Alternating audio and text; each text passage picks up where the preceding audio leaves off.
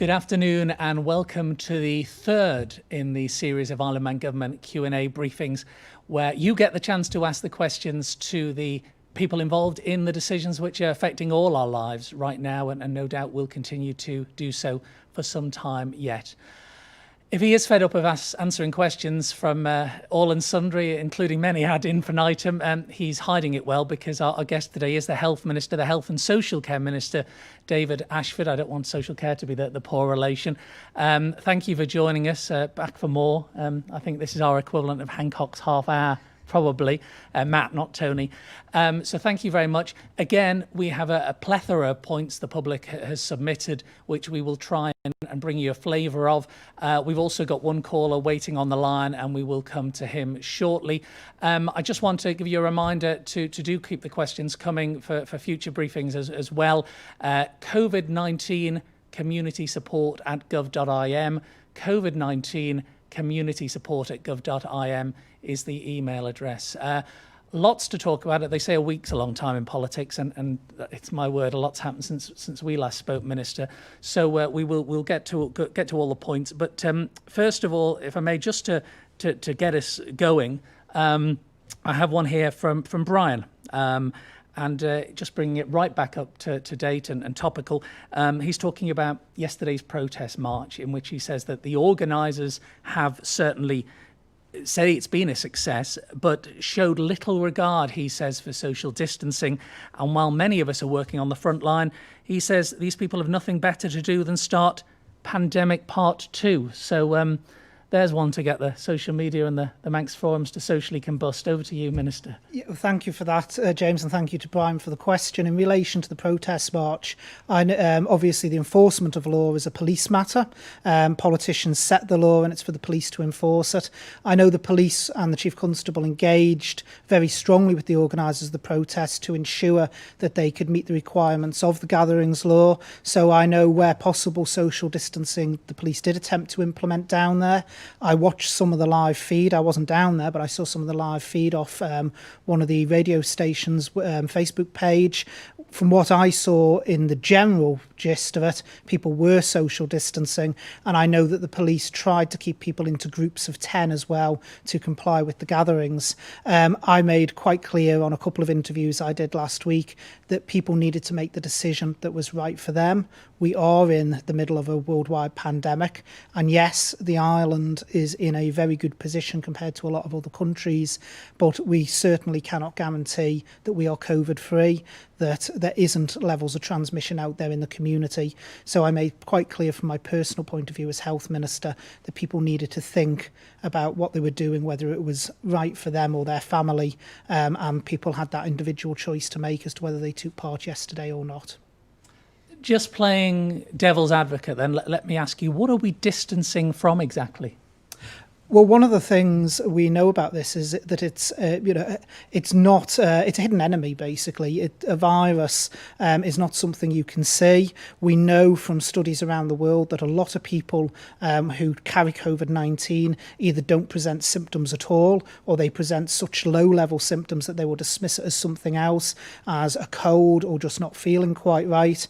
And as the scientific evidence builds, we know that there is that cohort of people, but equally there is unfortunately people who do get COVID-19 who get very severe symptoms, in fact in some cases tragically terminal symptoms.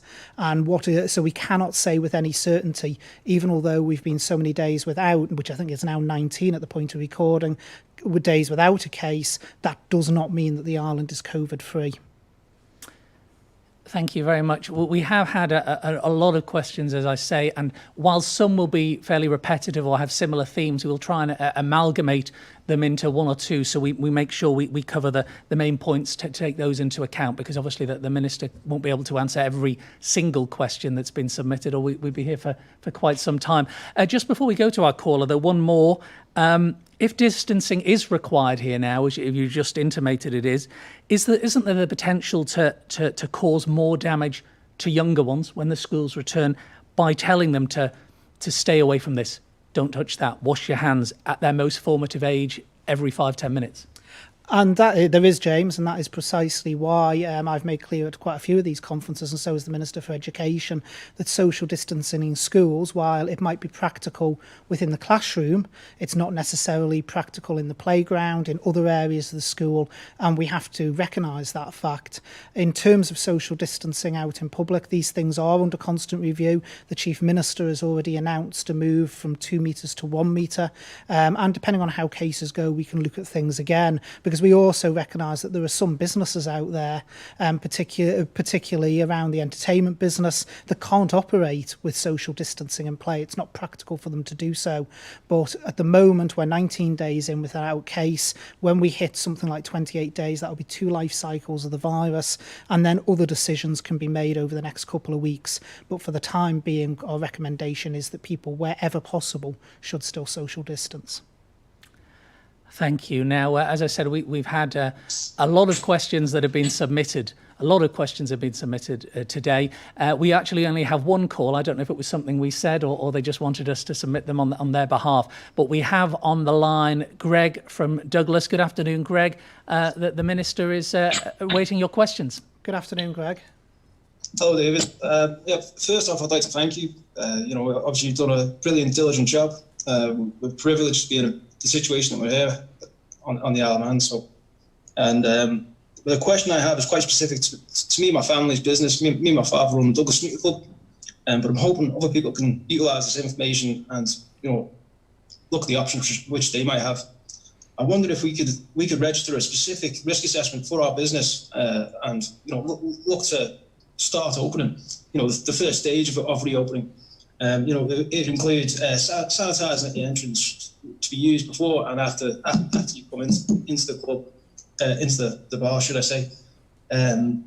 What else have we got? Social distancing to be adhered to at all times. There'd be only table service, and it would be bookings only. So there'd be a maximum of 16 people booked in, and it's a 70 square metre room, so we wouldn't be flooding the place. Like I say, table service only. And then limit the alcohol as well, and only if someone has got a table booked with a substantial time. Do you think this is a possibility in the next couple of weeks? It is. The press conference I was at with the Chief Minister on, I think it was Friday last week. I do lose track of the days. It might have been Thursday last week, actually, now I think about it.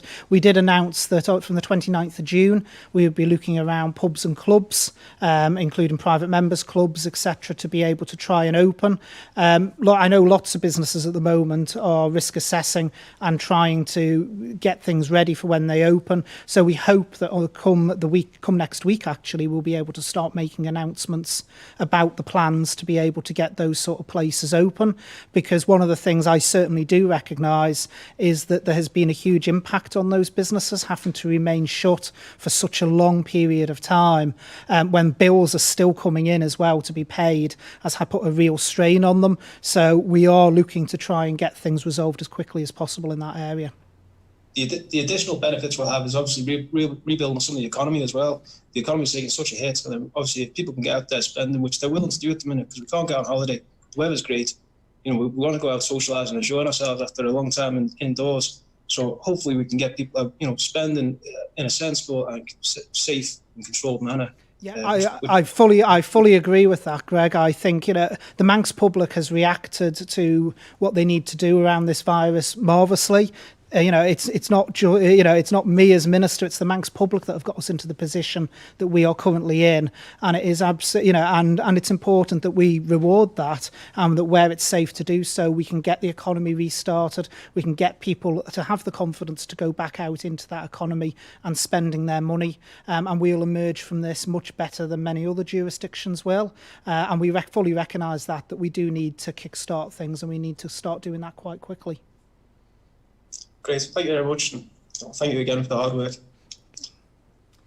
Thank you very much, Greg. Thank you for your time as well, and taking time out of your day this afternoon.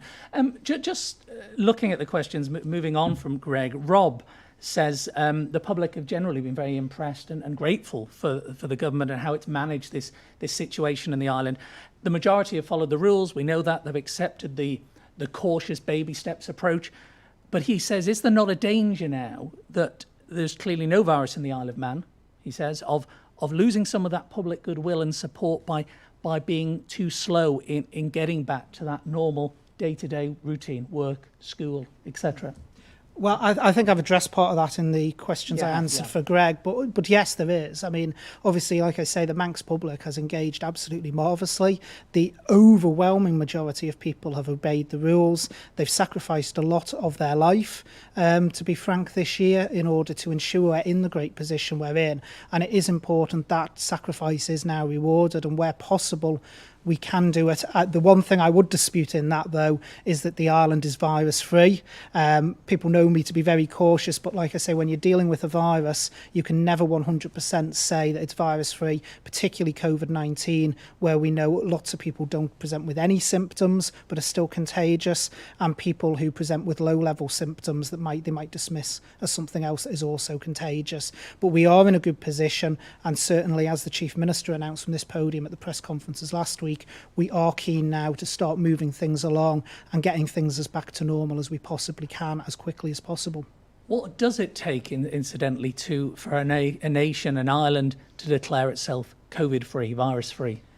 I mean, the only way you could ever, in all honesty, declare yourself COVID-free is if there is a vaccine available, because, viruses otherwise will continue to go around the world. There will always be the odd case here and there.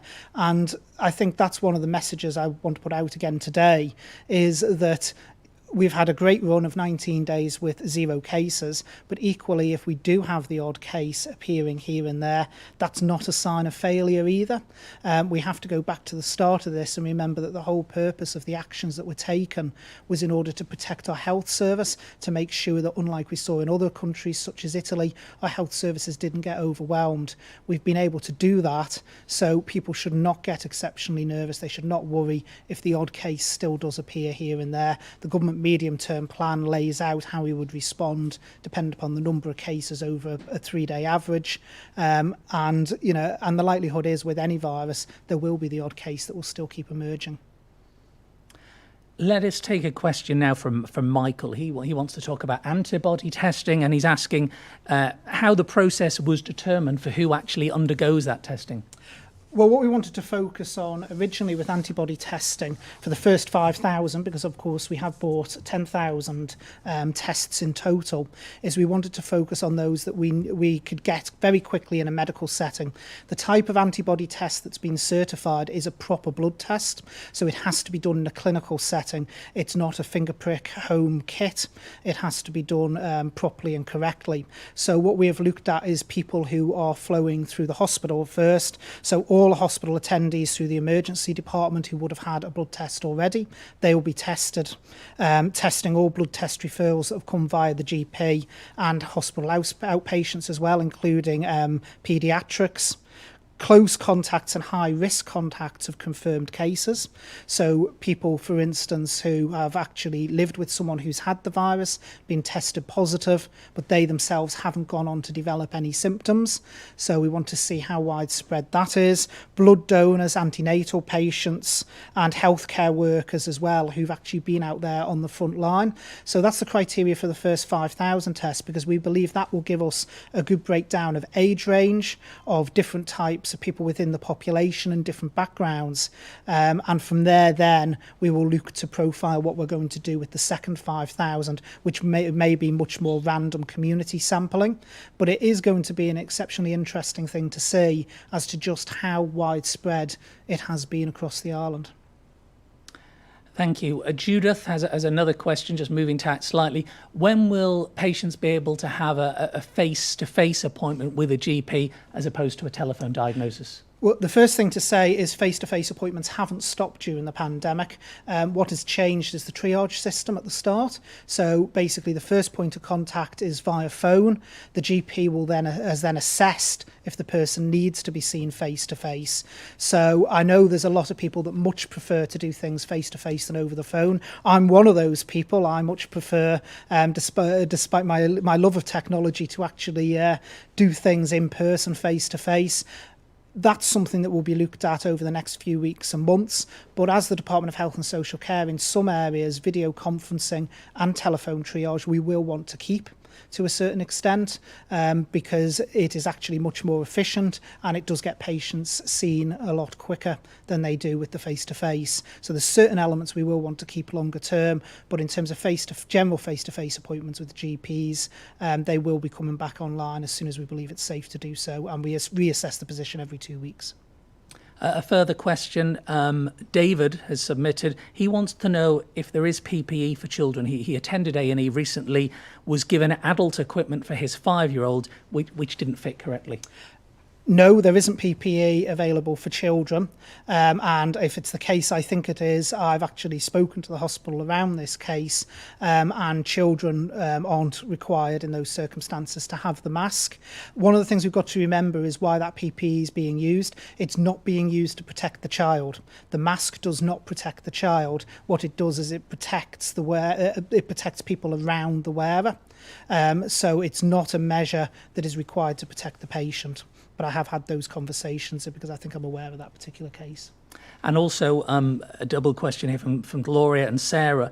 They're asking just for a reminder, if nothing else, about the guidance regarding visiting private residential homes. And when we saw an uplifting sight in Douglas yesterday, of course, of some patients being wheeled outside to see their loved ones for the first time in months. But just an update or just a clarification on that guidance, if you would. Yeah, I mean, one of the important things to actually say is, of course, in relation to private homes, they have to make their own decisions. We will issue guidance to them, but obviously it's not enforceable guidance by DHSC. So I know that some homes are more comfortable around allowing visitation than others are, and it is down to the individual private home whether they allow that. But in terms of for care, we actually suggest that the visit should be for a predetermined period of time, based on the risk assessments, whether social distancing can take place, preferably, as we saw with one particular home recently, preferably outside visits if possible, so that people can keep outside and see their loved ones from a distance. This has been an exceptionally hard time for those in a care environment and in a residential environment, because for a lot of them, their lives are their family support networks, and I know it's been very difficult for the families as well, but we are now releasing things in that regard. But again, it's important we do it in a staged way, because we do have to remember that these people are some of the most vulnerable in our society, particularly when it comes to COVID-19. But I would hope that private homes will, wherever possible, facilitate some form of visiting so that people now can at least see their loved ones in person rather than over a TV screen.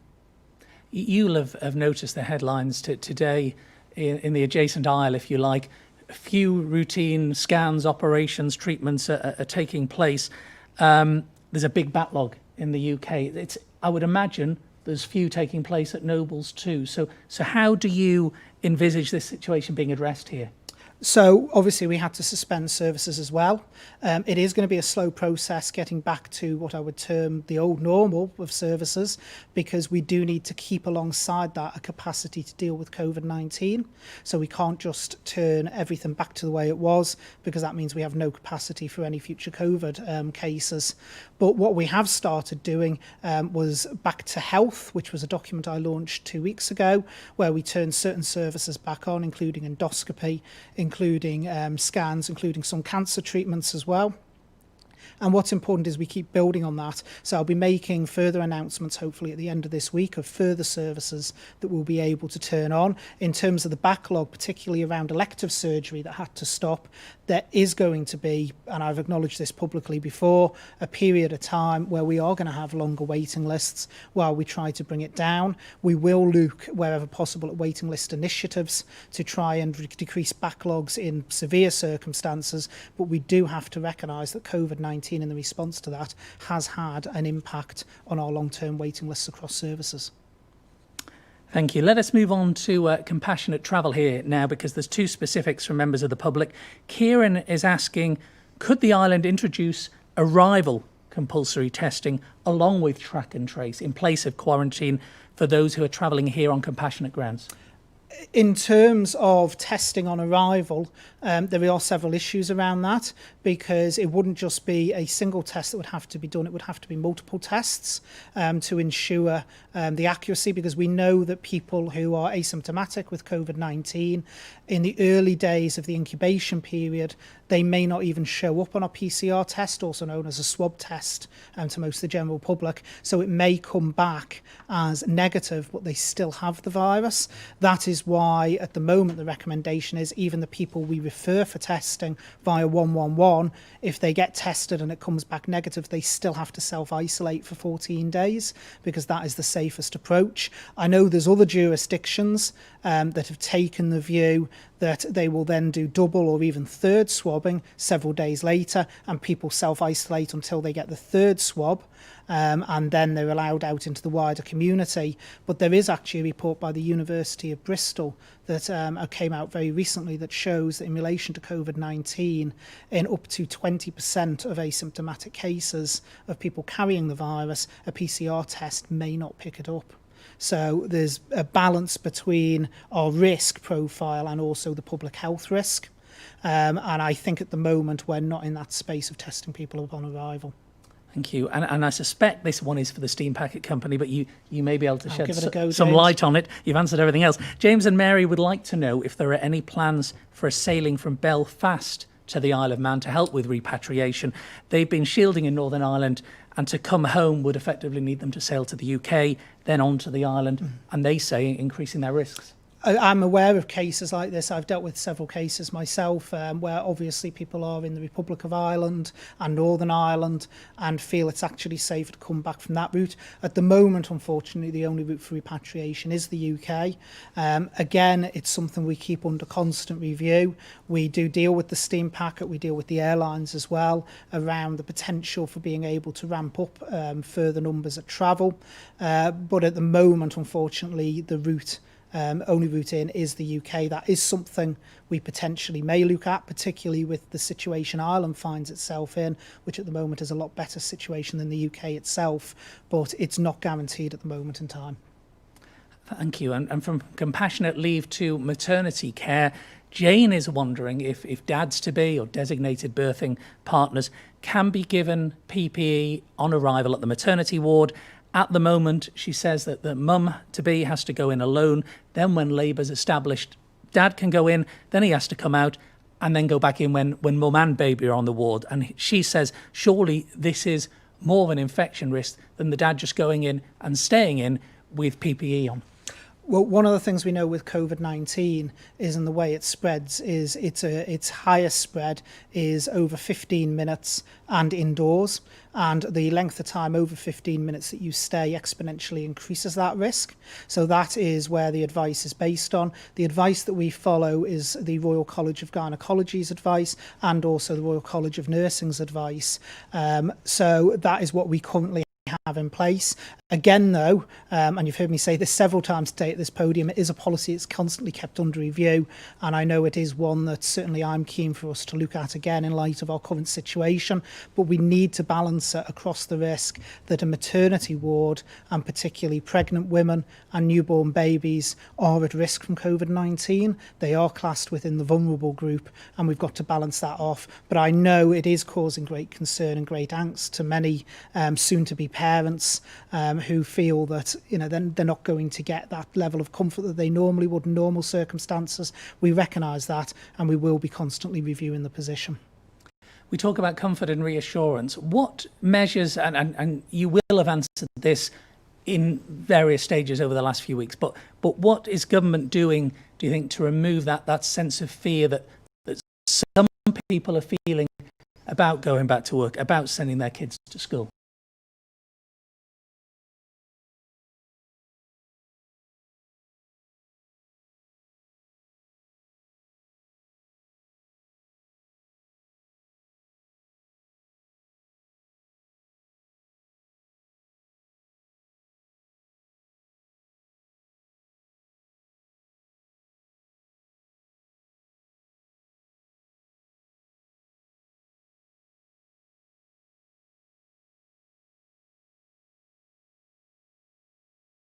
Returning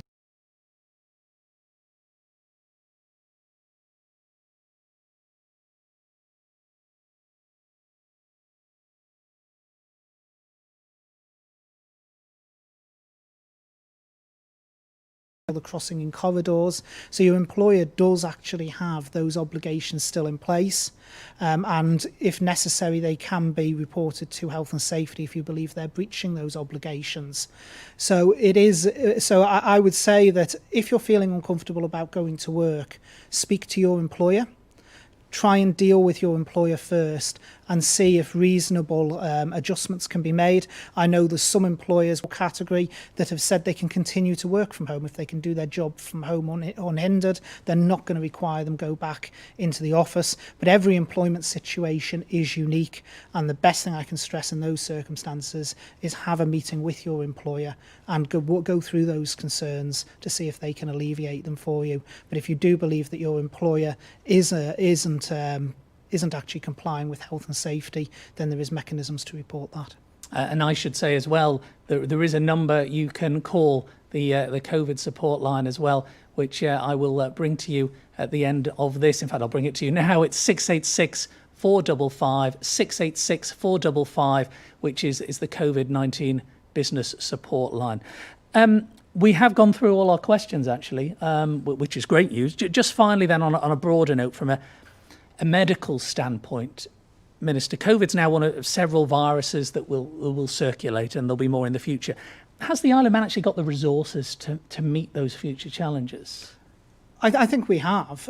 We have adapted very, very quickly, and I want to say a huge thank you to all of the staff across the whole of health and social care, and also those out working in the private sector as well, particularly in care homes, nursing homes, residential homes, because the way that our health and social care professionals have reacted has been absolutely amazing. We have provision in the hospital. We know the procedures that need to be taken with people with COVID-19. We've got the isolation policies in place, and even if it's low numbers of cases, those policies will be able to remain in place. So I do believe we've got the resources to manage this. We don't know what the future holds. We've been doing this week by week, really, to be frank, because things change so fast. So we don't know if there'll be a vaccine. We don't know if COVID-19 itself will just die out across the world for some reason, or whether it's going to be with us forevermore. We really, at this point, don't know about that. But what is important is, I believe, that the Manx public have got the Isle of Man into an absolutely amazing situation, and I thank everyone for that. And what's important is we maintain that position now. Thank you, Minister. Thank you, Greg in Douglas, and thank you to all the members of the public who have submitted questions. Just a reminder, COVID-19 community support at gov.im. COVID-19 community support at gov.im is the email address if you'd like to send any further questions for future briefings.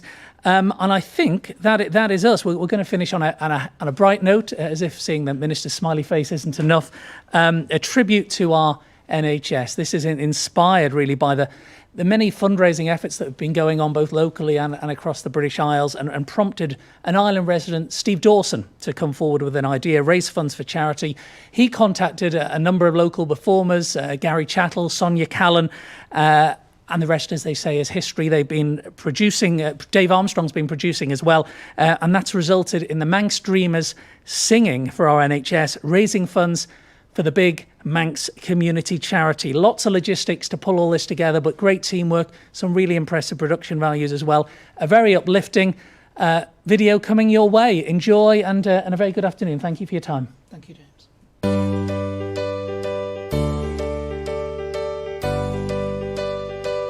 Oh, I could ride on the wings of the bluebird as she sings. Emergency alarms would never ring, but they ring. Healthcare rise, wipe the sleep out of their eyes. we face the day ahead and what it brings. Cheer up, sleepy Jean. No, what can it be to a daydream believer and a